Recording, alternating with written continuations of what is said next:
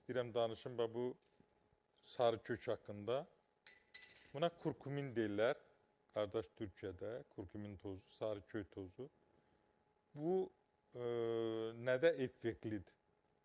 Kurkumin qəbzli aradan qaldırır, həzmi yaxşılaşdırır, xərçəngə qarşı dözümlük yaradır, iştah açıcıdır, sidik ifrazını normallaşdırır, qaraciyər təmizləyir, ödqovucu xüsusiyyəti var.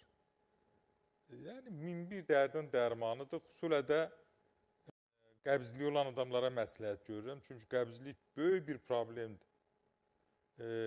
Götürürsünüz bir çay qaşığı bu kurkumin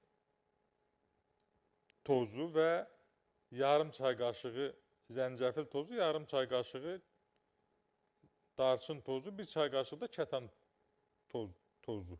Toxumunu əzirsiniz.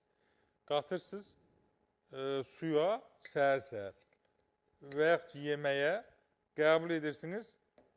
Bir mənalı şəkildə qəbzli aradan qaldırır. İmmuniteti qaldırır. Xərçəngə qarşı dözümlük yaradır.